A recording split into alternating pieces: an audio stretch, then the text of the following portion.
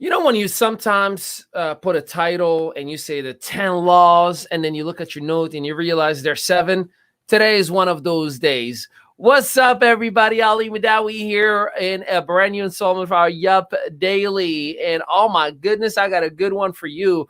Today, we're going to be talking all about storytelling. And if you know, we live in a digital world and a social media world, and especially if you are in business, telling your story is important, and knowing how to tell it in a way that stands out is even more important. So I cannot wait to share with you these basic fundamentals that I think will elevate your messaging and elevate you standing out in the midst of the masses. But before we go ahead and get started, good morning, Debbie Snyders. Good morning, Tabby. Good morning, Heidi. Good morning, John.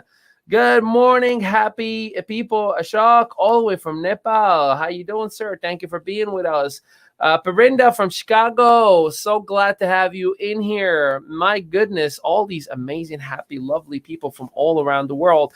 Hey, make sure you tag a friend that may need to hear this message today, and or feel free to start a watch party or sharing this wherever you may feel that it would be appropriate with the permission of the place that you are sending it to. So let me ask you a question.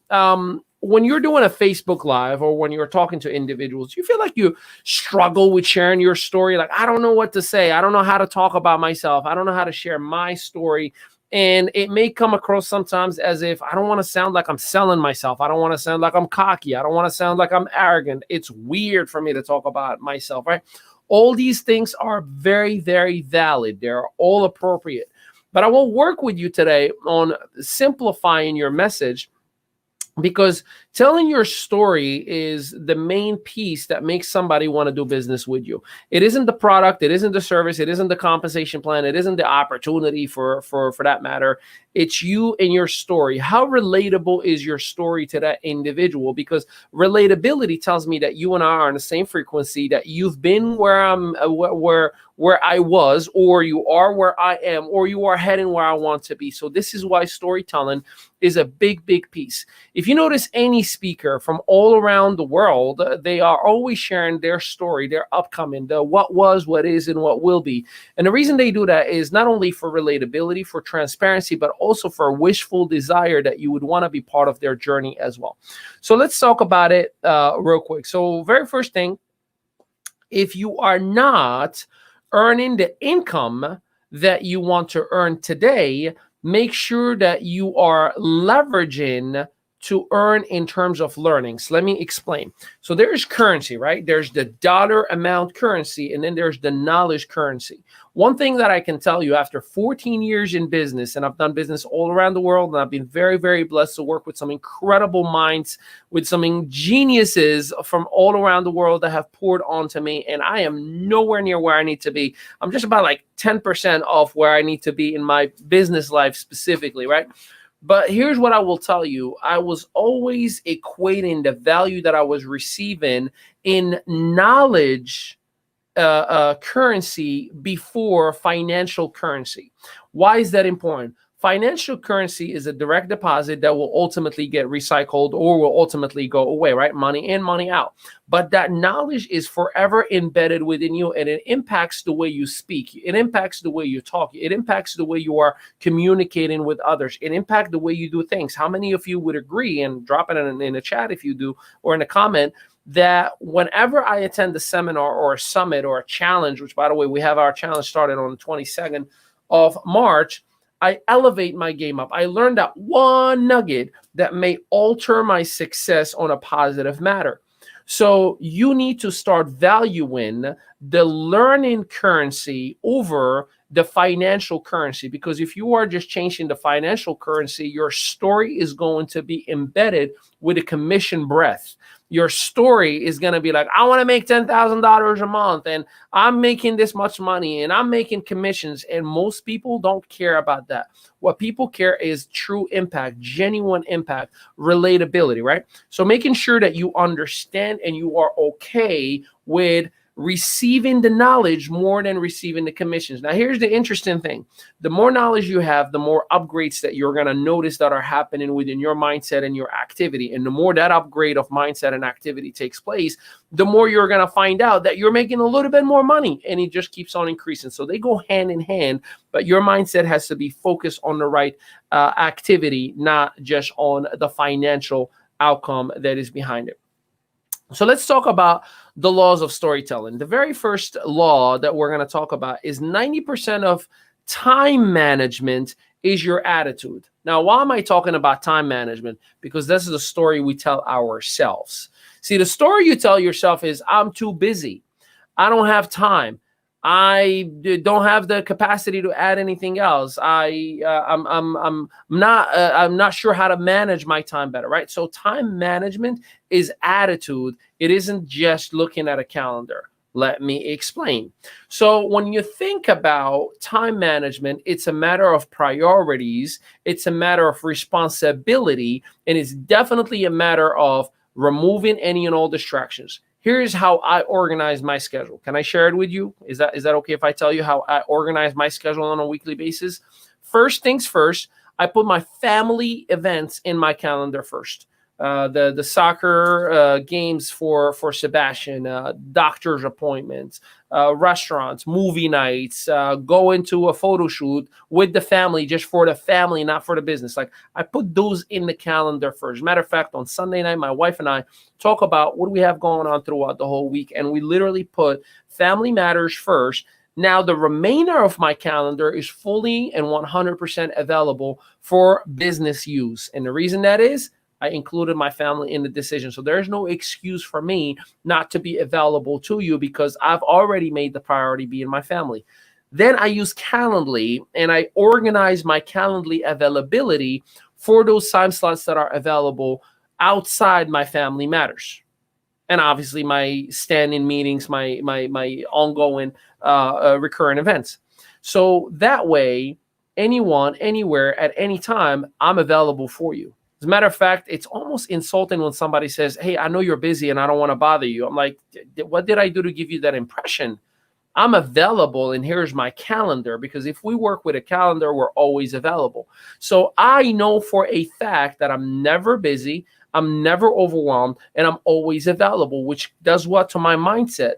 I am a ninja when it comes to this time management thing. I am always effective and efficient. I'm the best that's ever done it. So the story that I'm telling myself reinforces my behavior that I am a performer. I am an achiever. I don't need any manifestations or me telling myself in the morning in my meditation that I am great and I am capable. It's part of what I do every single day. I eat my calendar for breakfast.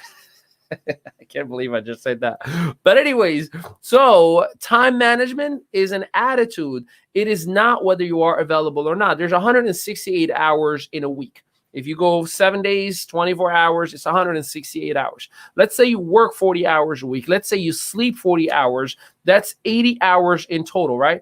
You still have 88 hours available to you. Let's say you are still taking another part-time job, 25 hours, or let me make it 28 hours. You still have 60 hours available to you. So it's not whether you are available or not, whether you have time or not, is are you putting the priorities in the right place, and are you responsible enough to stick with your time management? This is important because when you are speaking to individuals, your mindset, your vocal cords, your body language is relaxed, because I'm not rushed. I have no anxiety. I am sharing my message with ease, with happiness, with joy, with comfort. You can feel, man, this guy's excited. Yes, he is.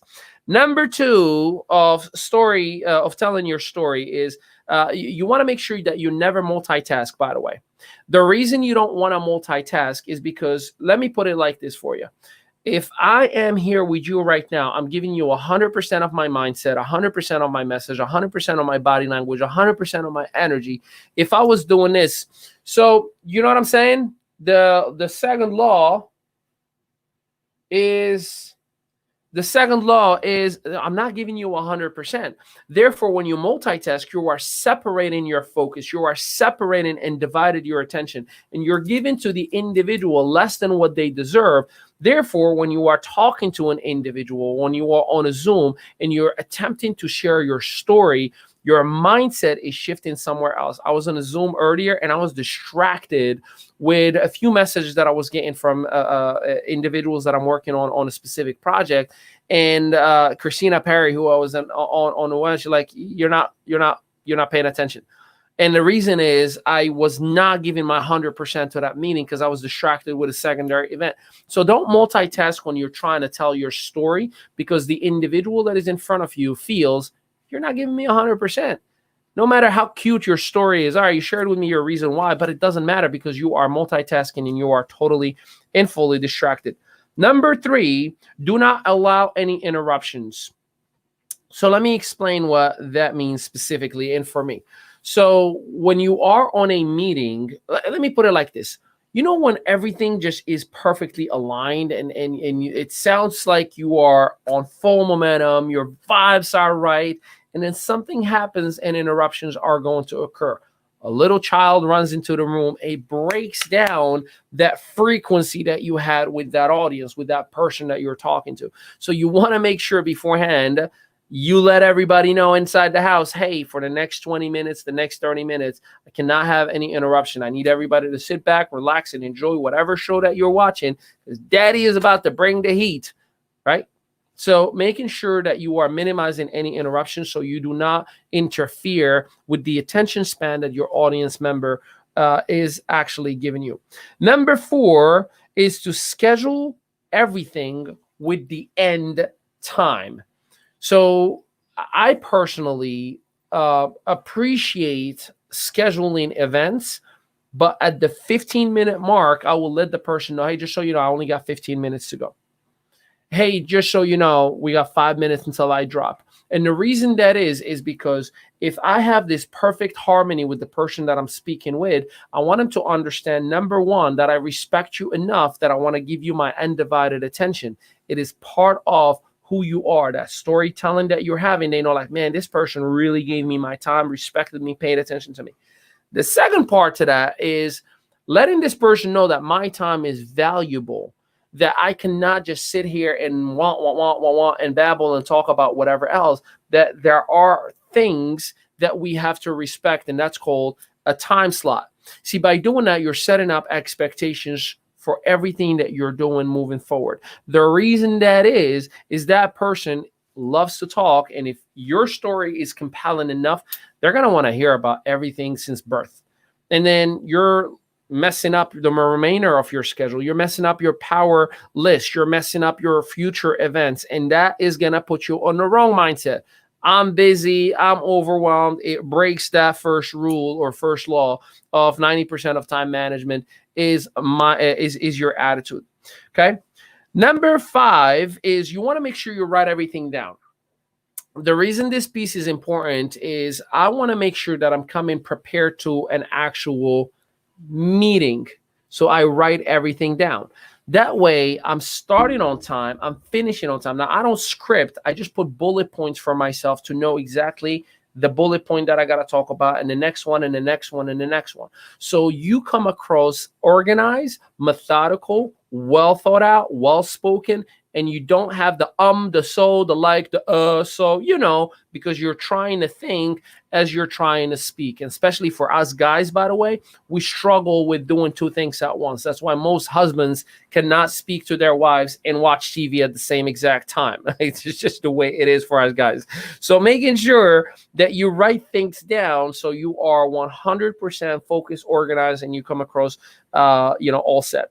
Law number 6 is systemize everything.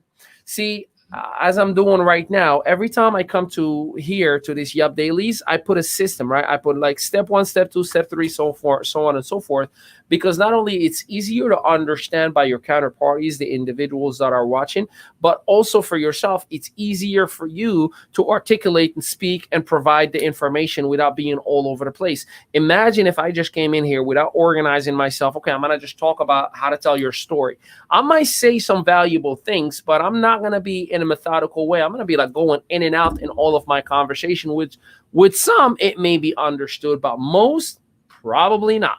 So making sure that you systemize everything, making sure that you also create any collateral that you're gonna provide. Let's say after you share your story, that it has those bullet points. It has that organized level of information that you want to provide. Now, law number 7 is take a halftime break in everything you do. So some of you know me well, and you know that I like to take my nap, and I definitely do every single day. And the reason that is, I want to make sure that I give my body, my mindset a break. I start my day really, really early, like 5:30, 6 o'clock. I'm out. I'm doing what I need to do. I'm already, getting my routine going. But 8:30, I'm already 2 to 3 hours into my day. So I need to hit the reset button because I'm a human being. I get all fried, mentally sometimes, where I'm like going nonstop. So making sure that you have a coffee break, making sure that you have a little nap, making sure that you have a little bit of time where you just unplug and go talk to a spouse, go talk to your kids, go talk to a friend, go for a walk. That reset itself empowers your mindset and your story to be so much more impactful with everything that I just shared with you. The genuine batteries that you have from within are fully recharged. So you come back to the next meeting happy, excited, motivated, inspired, well thought out, focused, a total attention in every single way possible. So I'm a huge advocate of a nap and a reset of your body. Think about it like this. Since we were babies, doctor said this child needs to take a nap. They need to rest their bodies. And all the way up to, at some point, toddlers, we still napped. And somehow, some way, we interrupted our lives and we started just ongoing. I was born and raised in Morocco, Northwest Africa, and in that culture, school system is 8 to 12, and there's a 2-hour break from 12 to 2, and then it is 2 to 6 o'clock in the afternoon. And guess what? Every family, when you got back home, you ate, you napped a little, then you're back at it again. That's just the way it was. I grew up with that system. This is why I'm still living in that in that style, right?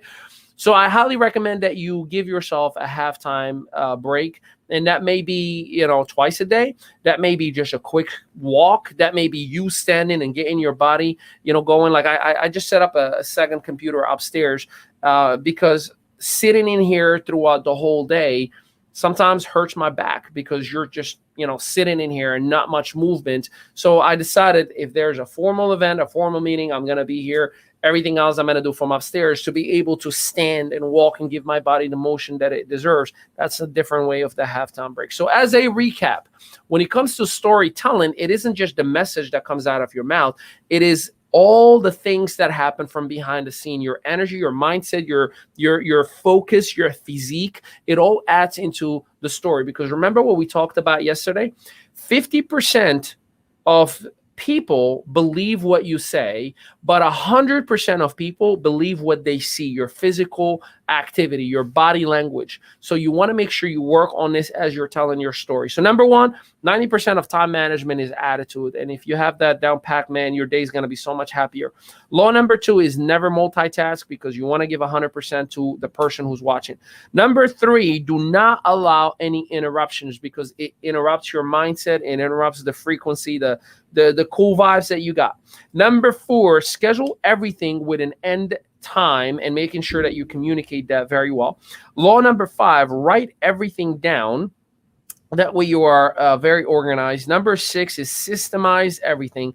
And number 7 is to take a halftime break. Now, reminder for everybody that we have our Yup to Freedom Challenge starting March 22nd. So you definitely want to make sure, and for those of you who are watching, tag the person that needs to hear this information. You want to make sure you register for it. We have Kevin Harrington, we have James Malinchak, we have Steve Mandel, Laurel Langmeyer, Adora Evans, Dr. Stan Harris, aka Dr. Breakthrough, Debbie Moore, and Gina Eason, Debbie Sammons, Coach Ivan Alvarez, Chef Katrina, Super K, I believe Heather Hughes, going on and on and on.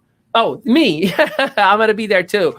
Jimmy Izell and so many more. So you do not want to miss out. Dr. Katrina Ferguson, I believe, has been added. So it's an incredible amount of information. It gives you guidance. We have changed the platform and the way it's going to be set up. So there's a lot more practical training that's going to be provided, and you're definitely going to want to be part of it. So Yep to Freedom 5-day challenge, that's March 22nd to the 27th itself. And tonight, for those of you who are Yep members, we're going to be focusing on our wellness vertical, and that's at 8 p.m. Eastern Standard Time. You do not want to miss out on that one. That's going to be on YepTribeZoom.com, plus a whole lot more.